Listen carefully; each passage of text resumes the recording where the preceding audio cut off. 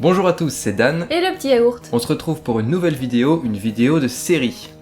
Et pas n'importe quelle série parce que c'est les 2 meilleures séries de l'année, c'est sûr.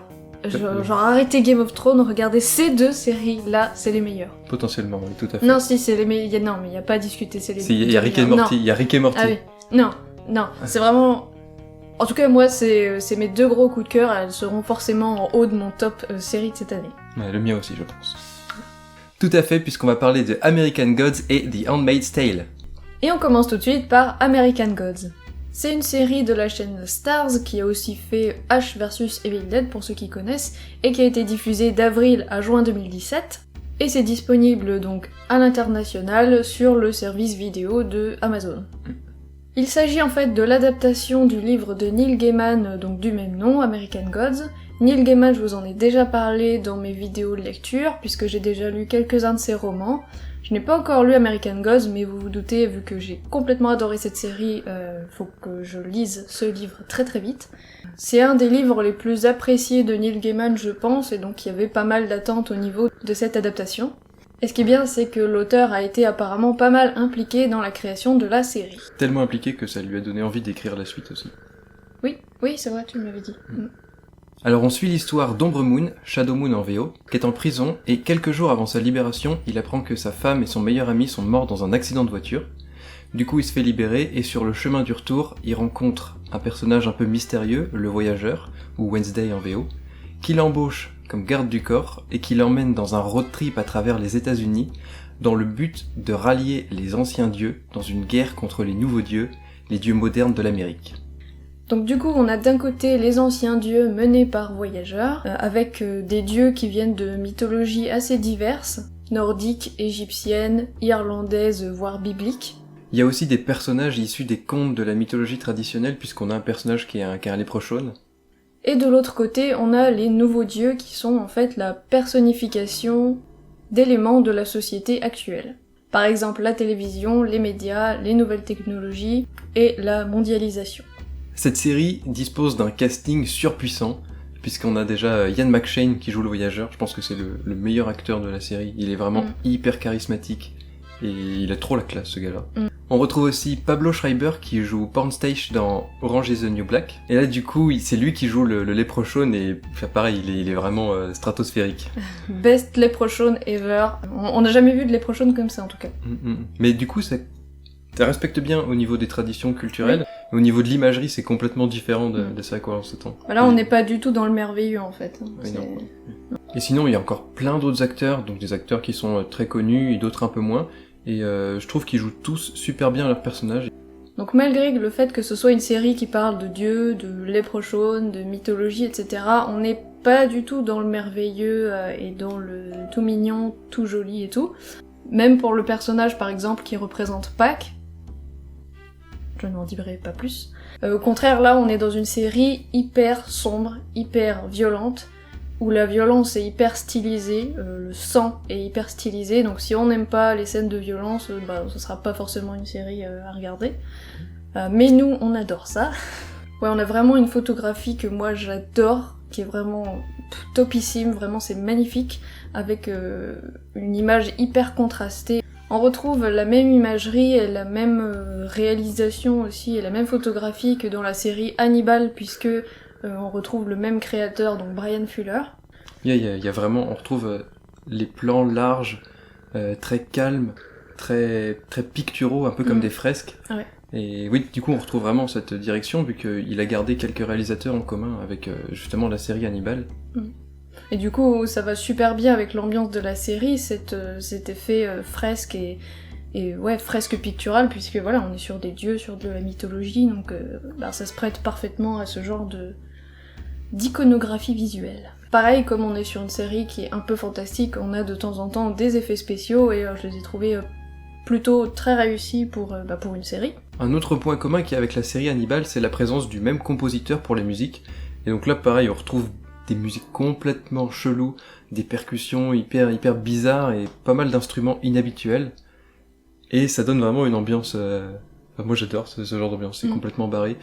Parfois un peu jazzy, mais complètement fou. Voilà, c'est tout ce que j'ai à dire. Donc ça rajoute encore une dimension encore plus étrange à la série, donc vraiment, faut pas voir cette série comme une série habituelle, je trouve qu'elle sort vraiment de l'ordinaire. Ouais, il y a beaucoup d'ambiance dans cette série. Oui. Du coup, c'est vraiment une saison qui fonctionne comme une introduction à l'univers d'American Gods. Il y a de l'action, mais pas trop, on est quand même sur vraiment la présentation de tous les personnages, donc de tous les dieux, avec les enjeux, et ce qui laisse présager pour la suite, et donc la saison 2. Du coup, il faut pas être étonné, il faut pas s'attendre à comprendre tout depuis le début.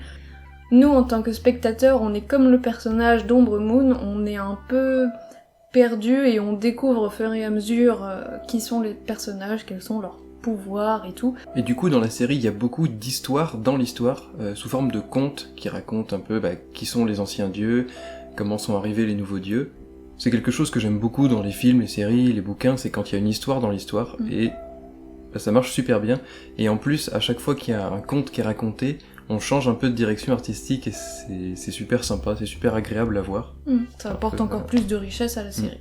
Donc au final, la série parle de l'impact des croyances et des légendes sur la société, et au fur et à mesure de la société qui évolue, comment cette société moderne impacte notre manière de voir ses croyances et ses légendes. Et c'est toujours traité assez intelligemment. Mais pour l'instant, on reste vraiment dans l'histoire, et on n'a pas encore ce côté très satirique qu'on pourrait certainement avoir par la suite. Donc on a adoré, et on a très hâte de la saison 2. Saison 2 qui est programmée. Du coup, n'hésitez pas à rester sur la chaîne pour avoir mon avis dès que j'aurai lu le livre. On continue avec la deuxième meilleure série de tous les temps, c'est The Handmaid's Tale. C'est diffusé depuis avril 2017 sur Hulu, et depuis juin en France sur OCS, donc vraiment vous avez pas d'excuses pour rater cette série.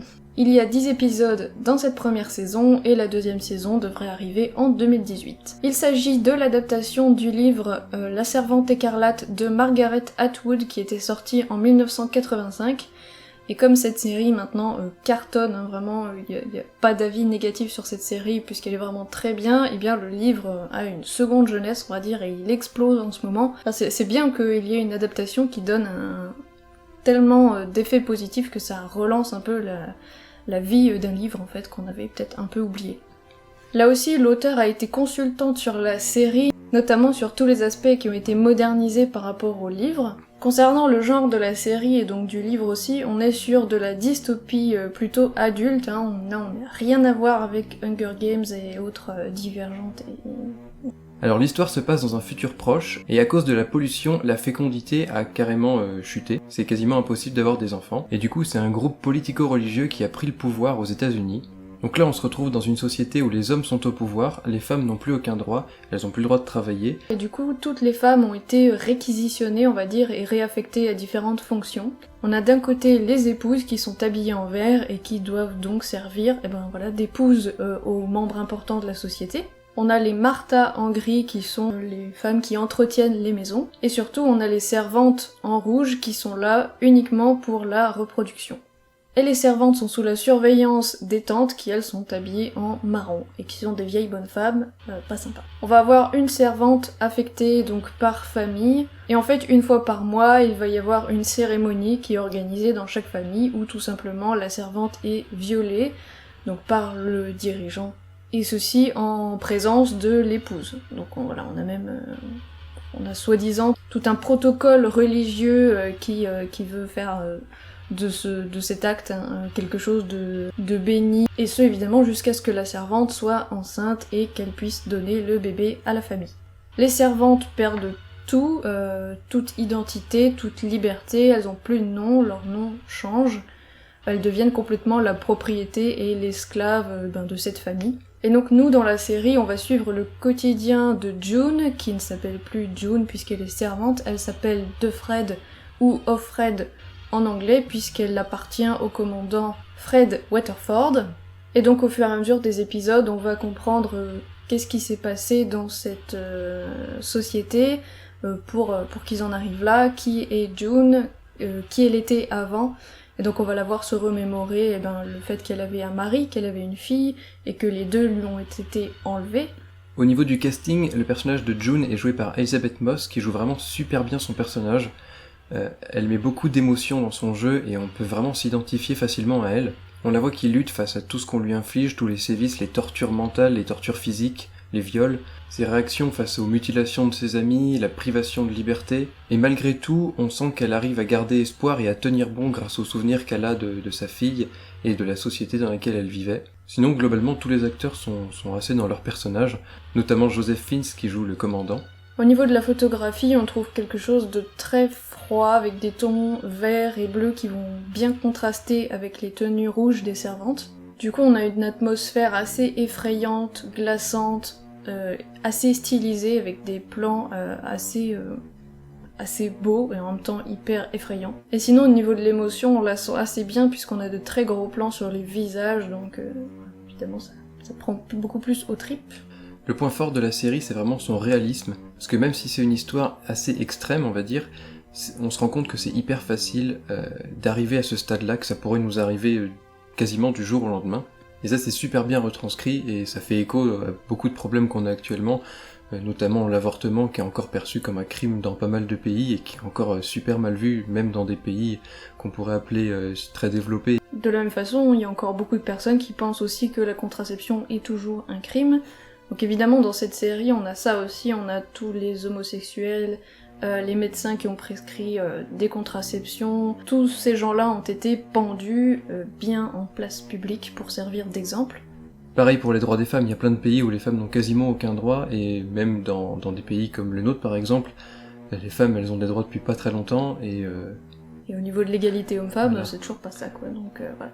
Cette série m'a beaucoup fait penser au film La Vague, qui montre que c'est hyper facile d'endoctriner les gens pour arriver assez rapidement dans un régime fasciste. Du coup là on se retrouve dans un mélange entre un régime nazi, l'atmosphère de la guerre froide, et puis un côté assez Moyen-Âge aussi. Oui, vu que la religion a vraiment pris le pouvoir, ça fait vraiment... Et puis rien qu'au niveau des costumes aussi, ça fait complètement Moyen-Âge. Et en même temps, on a quand même les éléments technologiques d'aujourd'hui avec les voitures, etc. Donc ça donne une ambiance assez bizarre et encore plus effrayante à la série.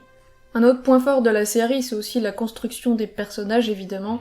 Ce que j'ai bien aimé, c'est qu'ils sont pas forcément ou tout noirs ou tout blancs. Le personnage, par exemple, de la femme du commandant, bon, c'est une grosse connasse, hein. Y a pas à tergiverser, mais en même temps, c'est aussi une victime quand même, puisque notamment elle doit assister au viol de June par son mari. Elle doit vraiment être très présente et très proche de la scène. Donc elle est aussi complètement victime, elle a de la même façon pas de liberté et pas de droit. Elle fait la potiche dans la maison quoi. De la même façon, le commandant, lui aussi, hein, c'est un bon gros enfoiré, mais il est hyper manipulateur et charmeur, et quelquefois le personnage de June va un peu se laisser prendre par ce jeu-là, et nous aussi en tant que spectateurs. Là encore, c'est pas tous les hommes qui sont mis en cause et mauvais dans cette série, donc ça aussi c'est bien. Oui, du coup c'était intéressant de voir ce grand méchant un peu, le commandant. C'est un méchant un peu paternaliste, ce qui fait qu'il a le pouvoir, mais il essaye quand même d'être un peu gentil avec les autres, enfin avec ses subordonnés. Une autre question intéressante qui est traitée par la série, c'est le thème des migrants, puisque les Américains sont dans un pays en crise, et certains essayent de s'échapper, donc notamment au Canada. Donc on voit la traversée des frontières, qui est une étape très difficile, puis l'accueil au Canada, l'accueil qui est fait aux migrants américains.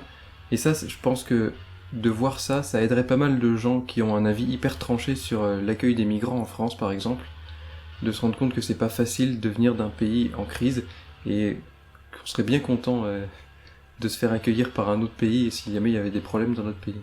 C'était vraiment une série... Alors c'est pas drôle à regarder, vraiment, je pense qu'on n'en ressort pas indifférent de cette série, et c'est ça qui est bien, vraiment. Elle est hyper glaçante, et au niveau psychologique, c'est une des séries les plus dures, je pense, qui existent en ce moment. Voilà, c'est tout pour cette vidéo. C'était vraiment deux gros coups de cœur. On espère que cette vidéo vous aura plu. Si c'est le cas, n'hésitez pas à mettre un petit pouce bleu en dessous de la vidéo et à vous abonner à la chaîne pour ne pas rater les prochaines vidéos. Bientôt 100 abonnés, merci beaucoup. Vous pouvez aussi partager la vidéo sur les réseaux sociaux, n'hésitez pas à liker sur la page Facebook, partager et puis retweeter. Et donc on se retrouve très vite pour une prochaine vidéo, et en attendant... On vous fait des gros bisous.